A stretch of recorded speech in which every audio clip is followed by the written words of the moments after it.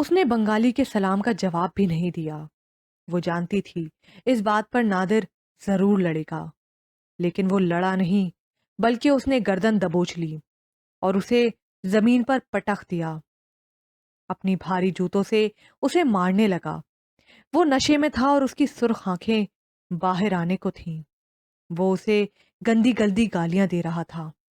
مجھے شک تھا، ذلالت دکھا دی نا، ایسے ہی تو اتنی زبان نہیں چلتی۔ بہت سو کی شے ملی ہوئی ہے نا، بہت سارے، بہت پیسے، بہت عیش۔ اس نے اپنے بھاری جوتے سے اس کا منہ مسلا۔ وہ اس کے ہونٹوں اور گالوں پر اپنے جوتوں کے تلوے رگڑ رہا تھا۔ فریال کے دانتوں اور ہونٹوں سے خون نکلنے لگا۔ دیکھ آذر، تیری ماں کے کرتوت، دیکھ آذر، اپنی ماں کے کرتوت آج اپنے یار کو گھر لے آئی، اسی لیے یہ مجھے گھر میں گھسنے نہیں دیتی، مجھے منہ نہیں لگاتی۔ غصے اور توہین کے احساس سے فریال کا منہ سرخ ہو گیا۔ اس نے بامشکل اٹھ کر ہر وہ چیز اس پر پھینکنی شروع کر دی جو اس کے ہاتھ آئی۔ اس سے پہلے وہ صرف خود کو بچاتی تھی، آج پہلی بار اس نے مدافعت کی کوشش کی۔ مجھے ہاتھ لگا کر دکھانا نادر، اب تو۔ 15 منٹ کے اندر اندر پولیس نادر کو لے گئی۔ بھاگ جا آذر، اس عورت کے شر سے نجات حاصل کر لے۔ پولیس کے آنے کے باوجود وہ زخمی کتے کی طرح بھونک رہا تھا۔ یہ تیرے ساتھ بھی یہی کرے گی جو میرے ساتھ کیا۔ آذر ہچکیوں سے رو رہا تھا۔ فریال نے اسے اندر کمرے میں لے جانے کی کوشش کی، مگر وہ اپنی جگہ سے ٹس سے مس نہیں ہوا۔ وہ آخری منظر تھا جو آذر نے دیکھا، اور وہ آخری مار تھی جو فریال نے اس دن کھائی۔ گوگی کی مدد سے اس نے طلاق بھی لے لی۔ اس کا خیال تھا کہ نادر اسے تنگ کرے گا، مگر ایسا نہیں ہوا۔ ویسے بھی کورٹ کے آرڈر کے باوجود ویسے بھی کورٹ کے آرڈر کی وجہ سے اسے فریال سے 1000 گز دور رہنا ہی تھا۔ فریال نے اپنے گھر والوں کو سب کچھ بتا دیا۔ صرف ایک آذر تھا جو سب کچھ نہیں جانتا تھا۔ آذر تو وہ جانتا تھا جو اس کے پاپا نے اسے بتایا کرتے تھے۔ تمہاری ماما کام کرنے نہیں جاتی، اپنے دوستوں کے ساتھ گھومنے جاتی ہیں۔ آخری بات جو اسے معلوم ہوئی وہ یہ تھی کہ ماما اپنا دوست گھر لے آئی تھی، جس پر پاپا ناراض ہو گئے اور ماما نے پولیس کو بلوا لیا۔ آذر نادر کو یاد کر کر کے بہت روتا تھا۔ روتی وہ بھی تھی، اس سے اپنے بیٹے کا رونا دیکھا نہیں جاتا تھا۔ پھر آذر اپنے خول میں بند ہوتا چلا گیا۔ بہت ضرورت کے وقت ہی وہ فریال سے بات کرتا۔ وہ بہت بدمزاج اور چڑچڑا ہو گیا۔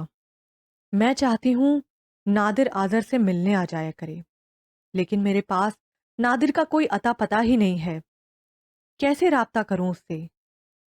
اتنا ہی پیار ہوتا اسے آذر سے تو خود آ کر ملتا۔ آذر بہت اداس رہتا ہے نادر کے لیے، بہت روتا ہے۔ آج کا رونا کل کے رونے سے اچھا ہے۔ آذر کو یہ کیسے سمجھاؤں؟ وہ سوچ میں پڑ گئی۔ مجھ سے تو وہ بات ہی نہیں کرتا، بچہ ہے سمجھ جائے گا۔ گوگی نے تسلی دی۔ گزرتے وقت نے آذر کی ناپسندیدگی کو اس پر ظاہر کرنا شروع کر دیا۔ وہ اپنے چھوٹے بڑے سارے کام خود ہی کرتا تھا، اپنے لیے کھانا خود بناتا تھا، اس کے بنائے ہوئے کھانے کو ہاتھ بھی نہیں لگاتا تھا۔ وہ اس سے کچھ نہیں کہتا تھا، مگر اس کی آنکھیں بہت کچھ کہتی تھیں۔ تمہارے ماموں آ رہے ہیں آذر۔ اس دن وہ بہت خوش تھی۔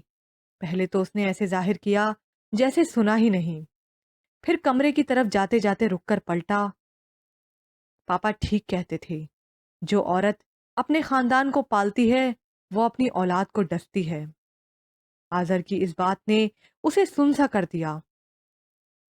اسے اپنے باپ کی کہی باتیں یاد تھیں۔ آہستہ آہستہ آذر نے ضرورت کے لیے اس سے پیسے لینے بھی بند کر دیے تھے۔ وہ جو کچھ اس کے لیے خرید کر لاتی وہ ایک نظر دیکھنا بھی پسند نہیں کرتا تھا۔ مجھے لگتا ہے وہ نادر سے ملتا ہے باہر کہیں، شاید اس کا یہ رویہ بلا وجہ نہیں۔ فریال بہت پریشان تھی، لیکن نادر کا تو کچھ اتا پتا ہی نہیں کہ کہاں ہے۔ ہو سکتا ہے آزر نے اسے ڈھونڈ نکالا ہو۔ فریال یہ سن کر گہری تشویش میں مبتلا ہو گئی۔ آزر، تم اپنے پاپا سے ملے کبھی؟ فریال نے پیار سے ہی پوچھا تھا۔ مل لیتا، اگر آپ نے ملنے کے لائق چھوڑا ہوتا، آزر نے نفرت سے کہا۔ آپ کی وجہ سے ان کی اتنی بدنامی ہوئی کہ انہوں نے یہ شہر ہی چھوڑ دیا۔ آپ نے انہیں جیل بھیج دیا۔ وہ شاید پتہ کرتا رہا تھا نادر کا۔ وہ مجھے مار دیتا تب تم خوش ہوتے۔ اس نے دکھ سے آزر کی طرف دیکھا۔ میں تمہاری ماں ہوں آزر، کیا غلط کیا ہے میں نے آج تک؟ کیا غلط کیا تھا پاپا نے؟ آپ کو روکتے ہی تھے نا، دن رات آپ باہر رہتی تھیں اپنے دوستوں کے ساتھ۔ اب تم اتنے بچے بھی نہیں ہو کہ یہ جان نہ سکو کہ تمہاری ماں دوست رکھنے کی شوقین نہیں ہے۔ اور وہ جو صدیقی آتا ہے، انکل کہو انہیں، بھائی ہے وہ میرا، ہر برے وقت میں مدد کی ہے اس نے میری۔ بھائی، بچہ نہیں ہوں میں۔ آزر کے اس رویے سے وہ اتنی دل برداشتہ ہوئی کہ اس کے دل میں درد رہنے لگا۔ ڈاکٹر نے اسے اپنا خیال رکھنے کو کہا۔ گوگی نے آزر کو بہت سمجھایا، ماضی کی بہت سی باتیں بتائیں، لیکن جیسے وہ سننا ہی نہیں چاہتا تھا۔ اس پر کسی بھی بات کا اثر نہیں ہوا۔ 18 سال کا ہوتے ہی اس نے گھر چھوڑ دیا۔ شاید گھر چھوڑنے کے جن انتظامات میں وہ لگا ہوا تھا وہ ہو چکے تھے۔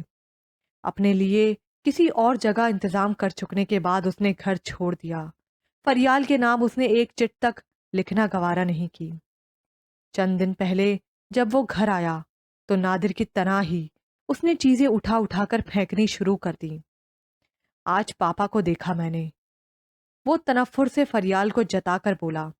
اپنی بیوی اور بیٹی کے ساتھ بہت خوش نظر آ رہے تھے۔ انہیں خوش ہونا ہی چاہیے تھا، ان کی دوسری بیوی پہلی بیوی فریال جیسی جو نہیں ہے۔ اس دن اسے معلوم ہوا کہ کوئی بھی فریال جیسا نہیں، سب نادر جیسے ہی تھے۔ اور پھر آزر چلا گیا اور دوبارہ اس سے کبھی نہیں ملا۔ فریال نے اپنا ہر ذریعہ استعمال کر لیا مگر وہ نہیں ملا۔ شام ہونے لگی تھی، 4 کب کے بج چکے تھے۔ اسکاٹ لینڈ سے ٹرین بہت پہلے آ چکی تھی، مگر آزر نہیں آیا تھا۔ آزر بھیڑ میں کہیں بھی نہیں تھا۔ خود کو سنبھالتی وہ لوگوں کے رش میں چلنے لگی۔ کاؤنٹر پر آ کر اس نے ٹرین کا پوچھا، پھر آزر کا نام بتایا۔ کیا اس نے میرے لیے کوئی پیغام چھوڑا ہے؟ کاؤنٹر مین فریال کی شکل دیکھنے لگا۔ ٹرینیں آ جا رہی تھی مگر آزر نہیں آیا۔ اس نے ثانیہ کو فون کیا۔ آنٹی، آزر لندن میں ہی ہے، وہ آپ کو نہیں ملا؟ کچھ دیر پہلے ہی اس نے مجھے فون کر کے بتایا تھا کہ وہ لندن پہنچ چکا ہے۔ وہ نظر نہیں آیا آپ کو؟ نہیں، فریال نے اپنی ہچکی دبا کر کہا۔ میں آزر کو فون کرتی ہوں، پھر آپ کو بتاتی ہوں۔ فریال نے بمشکل چند منٹ انتظار کیا، پھر فون کیا۔ فون مصروف تھا۔ 5 منٹ بعد، 7 منٹ، 10، 15، وہ مسلسل فون کیے جا رہی تھی۔ آنٹی، وہ لندن ہی میں ہے، میرے اصرار پر بھی مجھے کچھ نہیں بتایا کہ وہ کہاں ہے، بہت جلدی میں تھا۔ مجھے تو اسٹیشن پر وہ کہیں نظر نہیں آیا، وہ کیسے یہاں آ گیا؟ وہ جہاز سے؟ تم نے تو کہا تھا وہ ٹرین سے آ رہا ہے۔ انہیں دکھ سے زیادہ مایوسی ہوئی۔ وہ ایئرپورٹ پر اس کا انتظار کر لیتی۔ یقین کیجئے، آزر نے مجھے یہی بتایا تھا۔ شاید کسی مسئلے کی وجہ سے اسے جہاز سے آنا پڑا ہو۔ اس نے بے دلی سے فون کو کوٹ کی جیب میں رکھا اور بے دم سی ایک طرف چلنے لگی۔ کس طرف اسے نہیں معلوم تھا۔ معلوم کر کے کرنا بھی کیا تھا؟ لندن سینٹرل اسٹیشن کی بھیڑ میں وہ تنہا سی ہو گئی۔ کیسا لگتا ہے منزل کے بغیر سفر کرنا، سفر بھی دکھ اور تکلیف سے پر۔ اس نے بھی وہی سفر کیا تھا۔ تم نہیں آئے نا آزر؟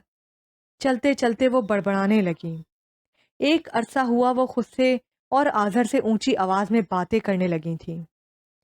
تم سے ایک بار ملنے کے لیے میں جہنم کی آگ میں کود سکتی ہوں، لیکن تم تو نادر ہی بن گئے۔ میرا بیٹا نادر کا بیٹا بن گیا، آذر میرا بیٹا۔ وہ رونے لگی، آنسو ان کے لانگ کوٹ کے کالر میں جبس ہونے لگے۔ وہ رونے لگی، آنسو ان کے لانگ کوٹ کے کالر میں جذب ہونے لگے۔ تم تو ملے نہیں، کاش آج مجھے موت مل جائے۔ اگر تم کسی کونے سے لپک کر میری طرف نہ آؤ تو موت آ جائے۔ وہ اسٹیشن کی حدود سے باہر اب سڑک پر تھیں۔ گھر جانے کے لیے اسے بس میں 40 منٹ کا سفر کرنا پڑتا تھا۔ وہ پیدل ہی سمت کا تعین کیے بغیر چلنے لگی۔ شام گہری ہو رہی تھی۔ اس نے صبح سے کچھ نہیں کھایا تھا۔ کمزوری اور نکاہت سے زیادہ اسے صدمے نے نڈھال کر دیا تھا۔ اس کا 25 سالہ بیٹا اس ماں سے ملنا نہیں چاہتا تھا جس نے 28 سال اپنے پیاروں سے دور صرف اس کے لیے یہاں اکیلے گزار دیے تھے۔ کیسا لگتا ہے 28 سال کی ریاضت اور دکھ کے بعد ناکام ہونا، ساری محنت، محبت اور ایمانداری کے بعد ناکام ہونا۔ وہ مین روڈ پر بنی ان دکانوں کے آگے سے گزر رہی تھیں جن میں لوگ خوشی خوشی چیزیں خرید رہے تھے۔ کاش وہ بھی آذر کہیں سے خرید سکتی۔ لندن شہر جگمگا رہا تھا اور اس کی آنکھیں بھی۔ قریب سے گزرنے والے اسے دیکھ رہے تھے۔ وہ ہچکیوں کے ساتھ رو رہی تھی، نومبر کی سرد راتوں کے گرم آنسو۔ میری ٹیسٹ رپورٹ پر سائن آپ نے کیے ہیں؟ آذر اس وقت 9ویں جماعت کا اسٹوڈنٹ تھا۔ وہ کچن میں کام کر رہی تھی جب وہ دروازہ زور سے بند کر کے اس کے سامنے کھڑا پوچھ رہا تھا۔ خود سے تو وہ اپنی ڈائری، رپورٹس، نوٹس دکھاتا ہی نہیں تھا اسے۔ وہ خود ہی بیگ چیک کرتی رہتی تھی۔ ہاں، کیا میں نے آپ سے کہا تھا سائن کرنے کے لیے؟ تمہیں کہنا چاہیے تھا۔ یہاں میرے ہی سائن ہونے تھے، یہاں میرے ڈیڈ کے سائن ہونے تھے۔ سائن میں ہی کرتی رہی ہوں۔ آپ تو بہت کچھ کرتی رہی ہیں، تب میں بچہ تھا، اب نہیں۔ کیا کرتی رہی ہوں میں؟ آذر نے اپنی رپورٹس پھاڑ کر پھینک دی۔ میری کسی چیز کو ہاتھ مت لگایا کریں۔ تمہیں معلوم ہے آذر، تم میرے ساتھ کیا کر رہے ہو، اپنی ماں کے ساتھ؟ آپ کو معلوم ہے آپ نے کیا کیا میرے اور ڈیڈ کے ساتھ؟ کیا کیا بتاؤ مجھے۔ آپ نے وہ ہر کام کیا جس سے ڈیڈ نے آپ کو منع کیا۔ اس نے کبھی مجھے پیسے کما کر گھر چلانے اور تمہیں پالنے سے تو منع نہیں کیا۔ پیسے آپ اپنے گھر والوں کے لیے کماتی تھیں۔ جن عورتوں کے دل اپنے گھروں میں نہیں لگتے وہ ساری دنیا کو اپنائے رکھتی ہیں۔ اکیلے ہی زندگی گزار رہی ہوں۔ کون ہے جسے اپنایا ہے؟ مجھ سے اپنی ذاتیات کی تفصیل مت پوچھیں۔ میں گناہ گار عورت کے گناہوں پر بات کرنا نہیں چاہتا۔ جس عورت نے مردوں کی طرح حلال رزق کمایا، اپنے بیٹے کے لیے اکیلے زندگی گزاری، وہ گناہ گار ہے۔ آپ کا شوق تھا سنگل ہونے کا، آزاد رہنے کا۔ آزاد رہنے کا نہیں، مار پیٹ سے بچنے کا شوق تھا۔ برے کاموں سے کوئی آپ کو روکے بھی نہ۔ آذر کے پاس ہر سوال کا جواب تھا۔ گوگی ٹھیک کہتی تھی، نادر تمہارے اندر زہر بھر رہا ہے۔ دنیا آپ سے ٹھیک کہتی ہے، آپ کو ٹھیک نہیں کہتی۔ آذر نے زہر میں بجھا طنز کیا۔ وہ طنز کرتا تھا اور طنز بھری نظروں سے اسے دیکھتا بھی رہتا تھا۔ تم اسے لے کر پاکستان چلی جاؤ، گوگی نے مشورہ دیا۔ کس کے پاس؟ اپنے ماموں نانا نانی سے تو وہ ملے بغیر ہی اتنی نفرت کرتا ہے۔ اسے بس نادر چاہیے، تو بھیج دو اسے نادر کے پاس۔ 4 دن رہے گا اس کے پاس تو سب سمجھ جائے گا۔ نادر کہیں ملتا تو وہ کچھ کرتی۔ بیوی کے نام پر وہ ماں بنی اور ماں کے نام پر گناہ گار۔ آذر مجھے نادر کی نظروں سے دیکھتا ہے گوگی، تنفر اور حقارت سے۔ مجھ جیسی ماں سے پوچھو اولاد کی نفرت کا دکھ۔ پہلے باپ مارتا تھا، اب بیٹا لفظوں کی مار مارتا ہے۔ گوگی کے سامنے وہ کھل کر رونے لگی۔ یہ سب تمہاری کمزوریوں کا نتیجہ ہے فریال۔ عورت میں اتنی ہمت تو ہونی چاہیے کہ وہ بگڑی بات کو سنوار سکے۔ آخر تم کب تک، آخر تم کب اپنے ڈر اور خوف سے نجات حاصل کرو گی؟ ساری عمر ڈرتی رہی ہو سب سے، پہلے اپنے باپ سے، پھر شوہر سے، پھر طلاق سے۔ اب آزر سے، اس کی نفرت سے، اس کی حقارت سے، جہاں ڈرنا سیکھا ہے کچھ اور بھی سیکھ لو۔ تمہیں کوئی ہرا نہیں سکتا، تم خود ہارتی ہو۔ چلتے چلتے جب وہ تھک گئی تو ایک پارک میں آ کر بیٹھ گئی۔ پارک میں اکا دکا لوگ ہی تھے۔ نومبر کی سردی میں لوگ اپنے گھروں میں آرام کر رہے تھے، ایسے گھر جہاں بچوں کا پیار ہوتا ہے اور ماں باپ کا احترام۔ آذر 16 سال کا ہوا تو فریال سے چھوٹا بھائی نعمان لندن پڑھنے اور کام کرنے کے لیے آیا۔ وہ اسٹوڈنٹ ویزے پر آیا تھا۔ نعمان ایئرپورٹ سے فریال کے گھر ہی آیا تھا۔ فریال نعمان کے آنے پر بہت خوش تھی۔ ایک طویل مدت کے بعد وہ کسی سے ملنے والی تھی، کسی اپنے سے، لیکن آذر کو یہ بات پسند نہیں آئی۔ وہ کھیلنے کے بعد باہر سے آیا تو اتنی نفرت سے نعمان کی طرف دیکھا کہ وہ اٹھ کر اسے پیار بھی نہیں کر سکا۔ اپنے کمرے میں جا کر اس نے اپنے کمرے کی چیزیں پھینکنی شروع کر دیں۔ نعمان سب سمجھ گیا۔ فریال گہری سانس لے کر رہ گئی۔ یہ مغرب ہے، یہاں کے بچے، وہ اتنا ہی کہہ سکی۔ وجہ مشرق مغرب نہیں ہے آپی، وہ بھی اتنا ہی کہہ سکا۔ نعمان فریال کے ساتھ ہی رہنے آیا تھا اور فریال بھی اسے اپنے ساتھ ہی رکھنا چاہتی تھی، مگر وہ ایسا کیسے کرتی؟ یہ شخص دوبارہ اس گھر میں نہیں آئے گا۔ نعمان آذر کی موجودگی میں پھر نہیں آیا۔ ویسے بھی وہ رات دن کام کرتا تھا۔ اسے اپنی 2 بہنوں کی شادی کرنی تھی۔ وہ اتنا مضبوط ہونا چاہتا تھا کہ پھر اس کی کسی بہن کو نادر نہ مل سکے۔ گزرتے وقت نے فریال کے لیے کچھ نہیں بدلا۔ خوشی کا کوئی لمحہ اسے نصیب نہیں ہوا۔ جاتے ہوئے آذر اپنے کمرے میں لگی نادر کی تصویر لے کر گیا بس۔ 3 دن اسپتال میں رہ کر گوگی اسے اپنے ساتھ گھر لے گئی۔ اس کے ہر ملنے جلنے والے نے آذر کو ڈھونڈنا چاہا، مگر وہ نہیں ملا۔ اپنے فارغ وقت میں نعمان بھی یہی کام کرتا تھا۔ سارا لندن، سارا برطانیہ کھنگال ڈالا مگر آذر نہیں ملا۔ فریال کی بگڑتی جسمانی اور ذہنی حالت کی وجہ سے نعمان فریال کے ساتھ رہنے لگا۔ ایک بار آذر کو لے آؤ، اس سے کہو مجھ سے نفرت ہی رکھے مگر میرے سامنے رہے۔ اس کی ماں اس کے بغیر مر جائے گی۔ وہ ہر وقت تڑپتی رہتی، ہر ایک کے سامنے روتی رہتی۔ نعمان چاہتا تھا کہ وہ پاکستان چلی جائے، مگر وہ نہیں جاتی تھی۔ میں خالی ہاتھ رہ گئی۔ نادر سب لے گیا۔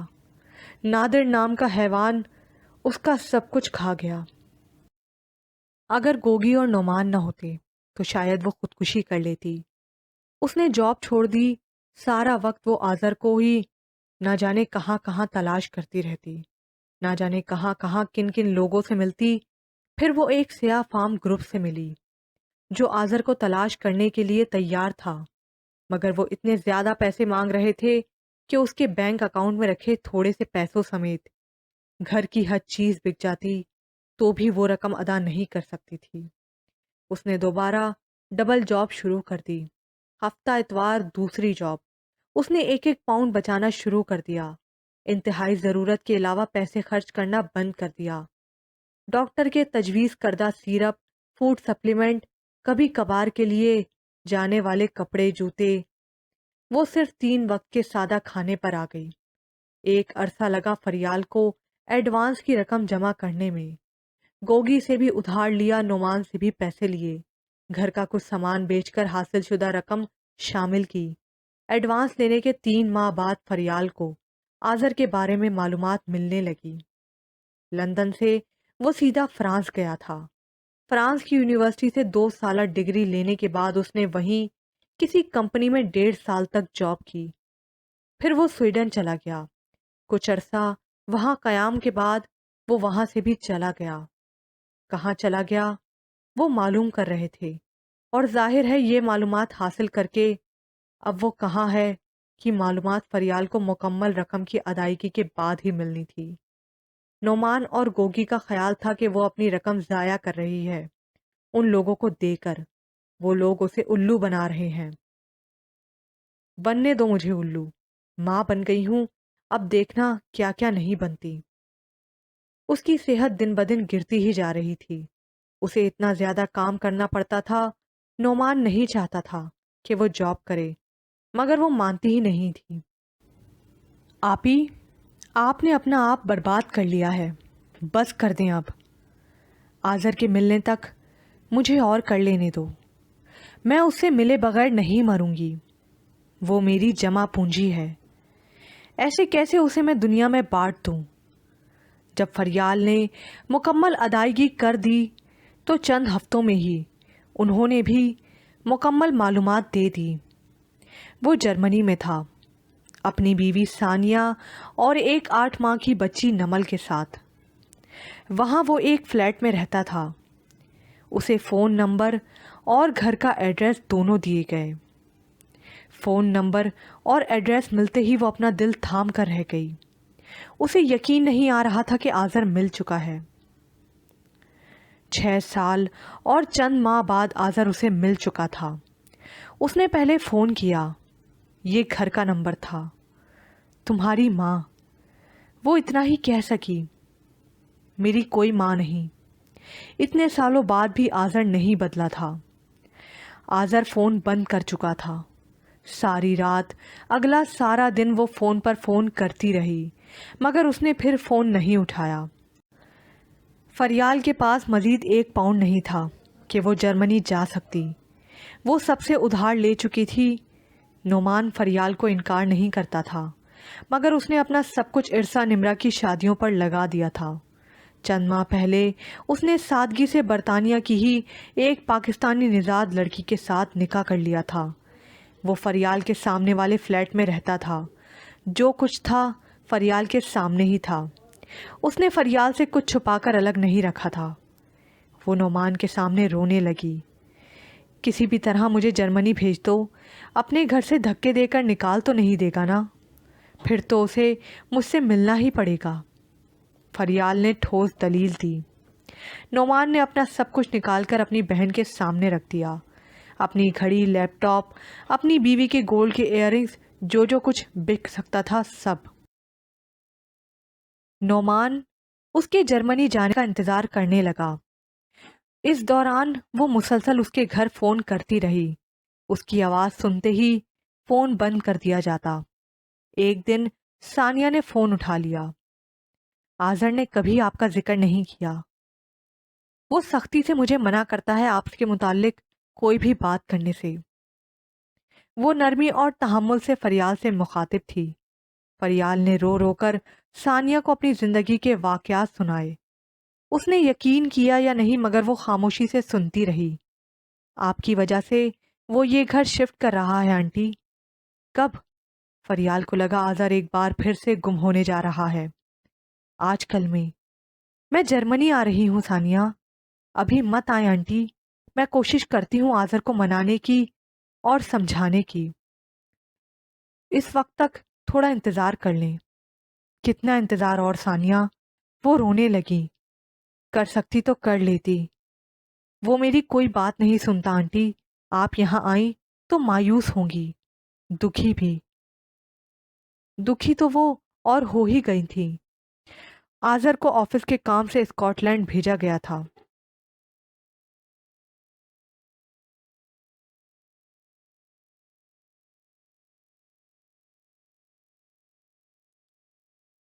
आज़र घर शिफ्ट कर चुका था। सानिया को उसने सख्ती से मना किया था कि वो फरियाल से बात नहीं करेगी।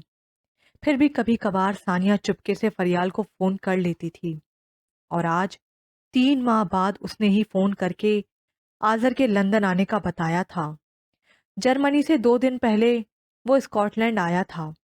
आज उसे लंदन आना था। वो लंदन आया, मगर उससे नहीं मिला। शाम रात में ढल चुकी थी। वो पार्क में एक ही अंदाज से बुत बनी बैठी थी। वो अपनी सुर्ख आंखों को रगड़ती हुई उठी और पार्क से बाहर आ गई। वो डगमगा रही थी। उसका दुख और तकलीफ आज बेहद बढ़ चुकी थी, इतनी कि उससे बर्दाश्त नहीं हो रही थी। फुटपाथ के साथ चलते चलते वो एकदम से सड़क पर गिर गईं। आसपास चलने वाले लपक कर उसके करीब आए। दुखों के अजीब अंदाज होते हैं, वो आपको तहस नहस कर देते हैं। आज़र को ऑफिस के काम से स्कॉटलैंड भेजा गया था। बर्तानिया से बाहर रहकर भी उसने हमेशा नादिर को तलाश करने की कोशिश की थी। उसे कुछ खबरें मिली कि वो पाकिस्तान जा चुका है। उसने वहां भी मालूम करवाना चाहा मगर नाकाम रहा। उसे नादिर की दूसरी बीवी के बारे में कुछ मालूमात मिली थी कि वो लंदन में ही है। उसने कयास लगाया कि अगर वो लंदन में है तो नादिर भी होगा। लंदन आकर उसे कुछ वक्त लगा घर ढूंढने में, मगर उसे मिल ही गया। वो एक बड़ा और शानदार घर था, उसके डैड का घर, नादिर का घर, उसका घर जिसके लिए वो रोता रहा था, जिसका उसने पागलों की तरह इंतजार किया था। घबराए हुए अंदाज में उसने बैल बजाई। खूबसूरत और स्मार्ट सी औरत दरवाजे पर आई। उसने सिर्फ मुस्कुराकर सवालिया शक्ल बनाई। ये वही औरत थी जिसे आज़र ने नादिर के साथ शॉपिंग सेंटर में देखा था। जब तक वो भागकर फर्स्ट फ्लोर से ग्राउंड फ्लोर तक आया, वो उसकी नज़रों से गुम हो चुके थे। उसे फिर कभी नादिर नजर नहीं आया। मैं आज़र हूँ। आज़र घबराया। पापा हैं? उसे यकीन था पापा की ये बीवी उसे ज़रूर जानती होंगी। कौन पापा? वो अभी भी मुस्कुरा रही थी। नादिर जमाल। आज़र भी मुस्कुराया। खातून की मुस्कुराहट गायब हो गई। वो यहाँ क्यों होगा? इस बार वो मुस्कुराई नहीं, मगर जवाब तहम्मुल से ही दिया। आप उनकी बीवी? आज़र तस्दीक करना चाहता था। थी। एक अरसा हुआ हमारी तलाक हो गई। आज़र की समझ में नहीं आया कि तलाक पर अफसोस करे या नादिर का पूछे। और डैड? अंदर आ जाओ। वो उसे अंदर ले आई। गुजरते हुए आज़र ने लाउंज में से दो कमसिन लड़का लड़की को फिल्म देखते देखा। तुम उसके कौन से बेटे हो? सवाल था या इकरार? आज़र समझा नहीं। कौन से? वो हैरान हुआ। हाँ, किस बीवी के कौन से बेटे? पहली बीवी का पहला बेटा। मैं उनका एक ही बेटा हूँ, आपके बच्चों के अलावा। तुम्हें यकीन है कि तुम उसके इकलौते बेटे हो, मेरी एक बेटी के अलावा? जी। आज़र ने साथ सर भी हिलाया। और तुम्हें यकीन है कि तुम उसकी पहली बीवी से हो? आज़र को गुस्सा आ गया। मैं फरियाल का बेटा हूँ। वो उनकी पहली बीवी थी और आप दूसरी। मैं उसकी 8वीं बीवी थी आज़र। वो तहम्मुल से बोली। इस तरह के सदमे से आज़र पहली बार दो चार हुआ था। उसे सामने बैठी औरत की अकल पर गुमान हुआ। अब बताओ अपनी मदर का नंबर। आज़र ऐसे खामोश हो गया था जैसे ना कुछ बोलेगा ना पूछेगा। सवाल इतनी तकलीफ देते हैं, जवाब उतना गज़ब ढाते हैं। मैंने एक दो बार नाम सुना था फरियाल का। शायद वो तीसरी बीवी थी नादिर की। वो खुद से बताने लगी। वो कहाँ है? किस बीवी के घर? आज़र को यही सवाल मुनासिब लगा। घर? वो हैरान हुई। वो हुकूमत के घर में है, जेल में है। इतना बड़ा सदमा, आज़र का सर घूम गया। आंखें नम हो गईं। वो दानिस्ता कमरे से बाहर चली गई। आज़र की हालत बता रही थी कि उसकी जज्बाती हालत ठीक नहीं। कुछ देर बाद वो कॉफ़ी लेकर आई। जब मैंने उसके साथ शादी की थी, उस वक्त मैं भी उसकी पहली बीवी ही थी। पहली से शायद नादिर का मतलब था। पहली बरतानवी शहरी खातून, बाकी सब पाकिस्तानी थीं। उस वक्त मेरा एक 5 साल का बेटा था। 2 साल पहले ही मैं बेवा हुई थी। मुझे वो अच्छा लगा था। वो रोज़ाना मेरे रेस्टोरेंट आता था। मेरा अपना घर था, रेस्टोरेंट था। मुझे सिर्फ एक शौहर ही चाहिए था, लेकिन उसे एक सिर्फ बीवी नहीं चाहिए थी। उसे पैसों की मशीन चाहिए थी। ना जाने कैसे मैं उसके जाल में आ गई। इतना अय्याश और बेगैरत इंसान मैंने ज़िंदगी में नहीं देखा। रेस्टोरेंट के अकाउंट में हेर फेर करता था। पूछा तो मुझ पर हाथ उठा लिया। असलियत सामने आने लगी थी उसकी। मैंने मज़ीद मालूमात करवाई तो मुझे उसके एक और घर का पता चला, जहां वो अपनी 7वीं बीवी को ब्याह कर लाया था और जिसे वो जानवरों की तरह मारता था। تنزیلہ کچھ پڑھی لکھی بھی تھی اور سمجھدار بھی۔ ہم دونوں کو زیادہ وقت نہیں لگا نادر کی اصلیت کا پتہ لگانے میں۔ وہ پاکستان سے لڑکیاں بیوی بنا کر لاتا تھا، یہاں ان سے رات دن کام کرواتا تھا اور ان کے سارے پیسے اپنے پاس رکھتا تھا۔ لڑکیاں کم پڑھی لکھی ہوتی تھیں جنہیں ٹھیک سے اپنا پاسپورٹ بھی پڑھنا نہیں آتا تھا۔ پولیس کے پکڑنے سے پہلے ہی نادر بیرون ملک بھاگ گیا۔ اپنی بیویوں کو ماں تو وہ بننے ہی نہیں دیتا تھا، پھر بھی وہ 2-4 بچوں کا باپ بن گیا، ان میں سے ایک میری بیٹی بھی ہے۔ اسی دوران فریال کا نام سننے میں بھی آیا تھا، مگر فریال سے ملاقات نہیں ہو سکی۔ فریال؟ آذر کے دل و دماغ میں یہ نام گونجنے لگا۔ اس پر شادی کے نام پر لڑکیوں کو ایکسپلوٹ کرنے کا ہی الزام نہیں، وہ ڈرگ سپلائر بھی تھا۔ خدا نے صرف شکل ہی اچھی دی تھی، ورنہ کوئی اس پر تھوکنا بھی پسند نہ کرے۔ آذر نے پسند کیا تھا، اسے چاہنا، اور اپنی ماں کو دھتکارنا۔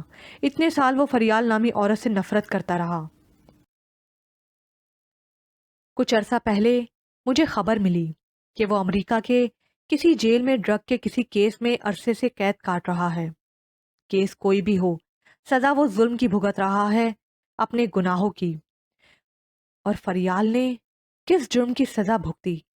اس کا دماغ الٹ پلٹ ہونے لگا۔ میں چند ماہ پہلے ہی لندن شفٹ ہوئی ہوں، بیٹے کی یونیورسٹی کے سلسلے میں، ورنہ اس شہر سے میری بہت تلخ یادیں وابستہ ہیں، خاص کر وہ پہلی مار جو میں نے نادر کے ہاتھوں کھائی۔ صرف ایک بار مار، آذر نے سوچا، اور یہ سب کچھ اس نے بہت دیر سے سوچا۔ کس لیے مار کھائی؟ کس کے لیے مار کھائی؟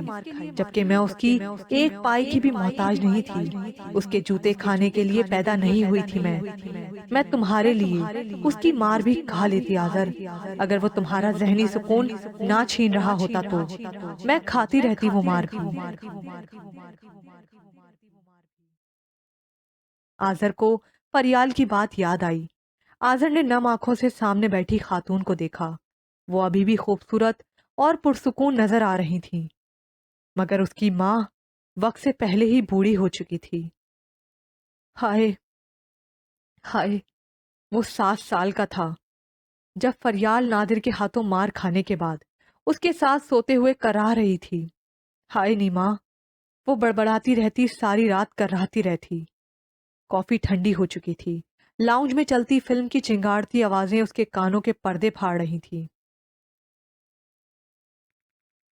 آذر، انٹی کا رونا مجھ سے دیکھا نہیں جاتا۔ ثانیہ کی آواز، صرف ایک بار ان سے مل لو۔ جس دن تمہاری اصل نادر سے ملاقات ہوگی، اس دن تم دیواروں سے لپٹ لپٹ کر روگے۔ گوگی کی آواز، کاش تم ایک بار اپنی ماں کو ماں کی نظر سے دیکھ لو۔ اپنی ماں کو گالی دے دو آذر، ان نظروں سے مت دیکھو۔ فریال کی آواز، مگر اس نے دیکھا۔ آگاہی عذاب ہے، اس صورت میں اگر اسے دیر سے جانا جائے۔ وہ بامشکل خود کو قابو میں رکھ کر کھڑا ہوا۔ امریکن جیل میں فون کر کے میں نے معلوم کیا تھا نادر کا، چاہو تو تم بھی۔ اس کے کھڑے ہوتے ہی وہ فوراً بولی۔ آذر نے ایک زخمی سی نظر اس پر ڈالی اور وہ خاموش ہو گئی۔ ان کے گھر سے نکل کر وہ بمشکل کچھ دور تک چل سکا۔ سڑک روشن لیکن سنسان تھی اور وہ کھل کر رو سکتا تھا۔ دیواریں نہیں تھیں جن سے وہ لپٹتا، ہاں پچھتاوا ضرور تھا۔ ثانی، کچھ دیر بعد اس نے ثانیہ کو فون کیا۔ ماں کا نمبر ہے تمہارے پاس؟ مجھے سینڈ کرو۔ کچھ دیر بعد وہ کچھ اور کرنے کے قابل ہو سکا۔ فریال کے فون پر بیل جا رہی تھی۔ ماما؟ کال ریسیو ہوتے ہی وہ بولنے لگا۔ اب کون سا حساب کتاب لینے کے لیے فون کیا ہے تم نے؟ نعمان کی کرخت آواز اسے سنائی دی۔ آئی سی یو میں ہے وہ۔